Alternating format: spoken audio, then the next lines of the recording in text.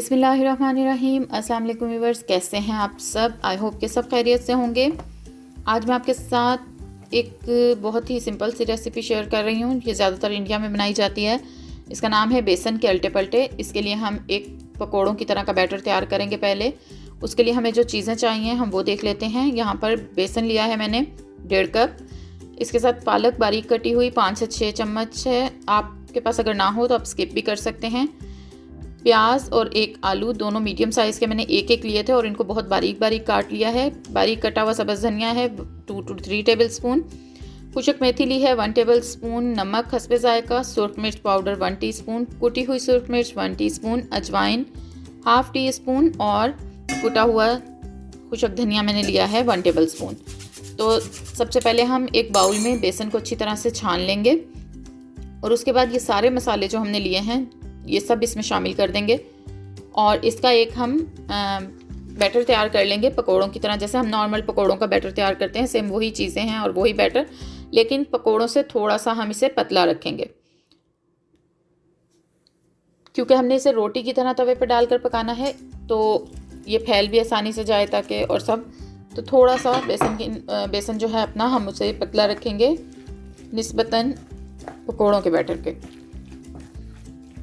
यहाँ सब चीज़ें मैंने मिक्स कर ली हैं और इसको मैं अच्छी तरह से थोड़ा थोड़ा पानी डालकर इसका बैटर तैयार कर लूँगी। यहाँ आप देख सकते हैं इसकी मैंने क्या कंसिस्टेंसी रखी है।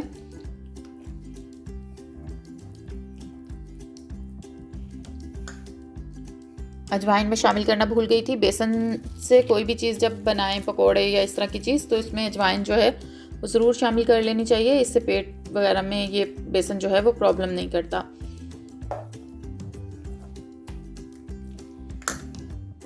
पंद्रह से 20 मिनट बैटर बनाकर हम छोड़ देंगे। उसके बाद हम एक पैन लेंगे और उसमें हम 2 टेबल स्पून के करीब ऑयल डालेंगे और ½ कप या किसी भी गहरे चम्मच की मदद से हम बैटर लेकर इसको इस तरह से डालेंगे पैन में। और जितना आप इसे फैला सकें किसी भी चम्मच या किसी स्पैचुला की मदद से, उतना आप इसको बारीक कर लें। जो ये रोटी की तरह हम इसे बनाएंगे, इसे बेसन का चीला भी कहते हैं।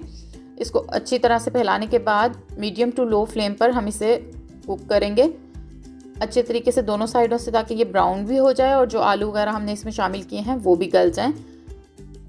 तकरीबन 3 से 4 मिनट हमें इसको लगेंगे रोटी को तैयार करने में।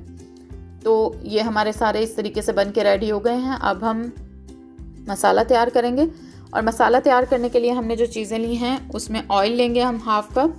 प्याज 2 लिए हैं मैंने, जिनको मैंने ग्राइंड कर लिया है। लहसुन अदरक का पेस्ट है 1 टेबल स्पून। टमाटर है 1 अदद। सब्ज़ मिर्च हैं 3 से 4 कटी हुई। नमक हस्बे जायका। सुरख मिर्च पाउडर 1 टीस्पून। गरम मसाला और ज़ीरा पाउडर ½ टीस्पून। हल्दी पाउडर है ½ टीस्पून और योगर्ट लिया है मैंने 150 ग्राम या 1.5 कप। सबसे पहले एक पैन में या बर्तन में जिसमें भी आपने इसको बनाना है उसमें ½ कप ऑयल डालेंगे हम और उसके बाद जो प्याज हमने ग्राइंड करके रखे हैं 2, वो हम इसमें शामिल कर देंगे और इनको मीडियम टू लो फ्लेम पर ही हम लाइट ब्राउन करेंगे। फ्लेम हमने यहाँ पर भी बिल्कुल हाई नहीं रखना है, वरना प्याज तो बहुत जल्दी से ब्राउन हो जाएंगे लेकिन कच्चापन उनका ख़त्म नहीं होगा। हमने इसे मीडियम टू लो फ्लेम पर ही ब्राउन करना है। इसमें हमें तकरीबन 12 से 15 मिनट लग जाएंगे।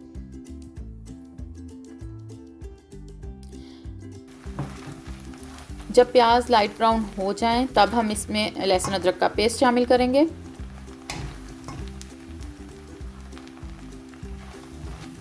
लहसुन अदरक का पेस्ट शामिल करने के बाद हम इसे 1 से 2 मिनट अच्छी तरह से भून लेंगे, नॉर्मल जैसे हम बाकी सारे सालन में करते हैं।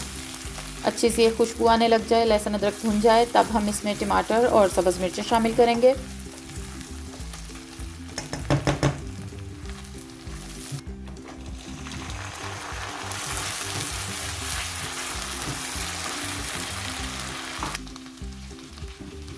दो 3 मिनट इन्हें भी अच्छी तरह से भूनने के बाद हम इसमें सुरख मिर्च पाउडर और नमक और हल्दी, ये तीनों चीज़ें शामिल कर देंगे और थोड़ा थोड़ा सा पानी शामिल करके हम मसाले को अब 4 से 5 मिनट अच्छी तरह भून लेंगे ताकि मिर्चें वगैरह अच्छी तरह से भून जाएं और टमाटर भी जो है वो गल जाएं। इसी तरीके से हम थोड़ा थोड़ा सा पानी डाल के इसको भूनते रहेंगे और जब मिर्चें वगैरह अच्छी तरह से भुन जाएं तब हम इसमें ज़ीरा पाउडर और गरम मसाला पाउडर शामिल करेंगे जो हमने लिया है हाफ टी स्पून। अगेन इसे अच्छी तरह से मिक्स कर लेंगे 1-2 मिनट। और अब ये हमारा सारा मसाला जो है वो बिल्कुल रेडी हो चुका है। यहाँ पर घी छोड़ना शुरू हो गया है। अब हम इसमें जो हमने योगर्ट लिया है वो शामिल कर देंगे।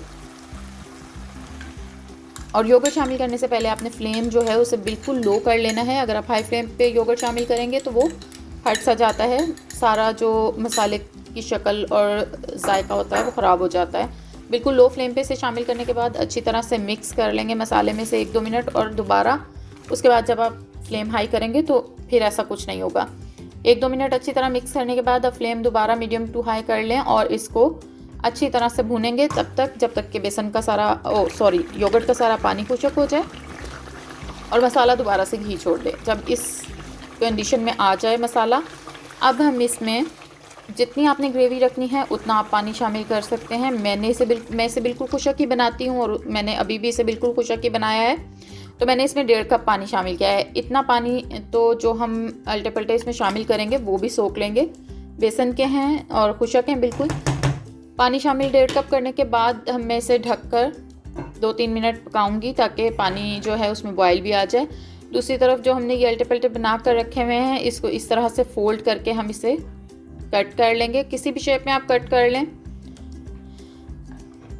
आप चाहें तो इसे तवे पर बनाते हुए भी फोल्ड कर सकते हैं, लेकिन उसके साथ मुझे ऐसा लगता है कि आलू वगैरह जो है वो अंदर से दूसरी साइड से जहाँ से हम इसको फोल्ड कर देंगे तो आलू वगैरह जो है वो ठीक से पक नहीं पाते। इस वजह से मैं इसे बाद में ही फोल्ड करती हूँ। आप किसी भी शेप में इसे कट करके तो मसाले में शामिल कर सकते हैं। इसी तरीके से सारे जो हमने बना कर रखे हैं अल्टे पल्टे हम इनको कट कर लेंगे। दूसरी तरफ पानी जब अच्छे से पक जाए तो हम इसमें इनको शामिल कर देंगे एक एक करके इस तरीके से। यहाँ पर एक बात बताती चलूँ कि इसका जब आप मसाला तैयार करेंगे तो इसमें नमक और मिर्च वगैरह आपने चेक कर लेनी है ये डालने से पहले, ताकि और नमक मिर्च जो है वो इसमें थोड़ी सी तेज़ ही हो तो अच्छी लगती है। बहुत लाइट सी नमक मिर्च जो है वो अच्छी नहीं लगती इस सालन में, तो ये थोड़ा सा करारा ही अच्छा लगता है। तो यहाँ पे अब मैंने सारे अल्टे पल्टे इसमें शामिल करके इसको 2-3 मिनट 3 से 4 मिनट बल्कि दम दे दूँगी मैं लाइट से उसके ऊपर फ्लेम पर, बिल्कुल लो फ्लेम पर सॉरी।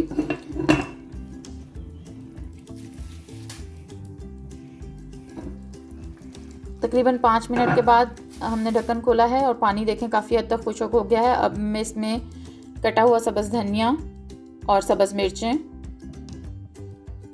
और साथ ही 2 to 3 टेबलस्पून में लेमन जूस शामिल करूँगी।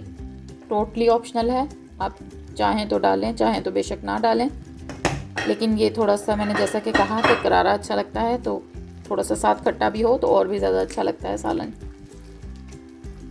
थोड़ा सा लेमन जूस मैंने शामिल किया है 3 टेबलस्पून के करीब।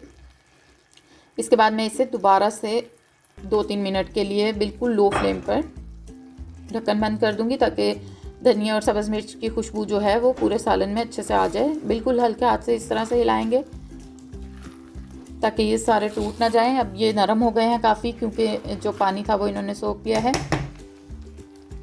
और बस हमारे अल्टे पल्टे बनकर बिल्कुल रेडी हैं। ये बहुत ही ज़बरदस्त बनते हैं, आप एक दफ़ा ज़रूर ट्राई करके देखिएगा।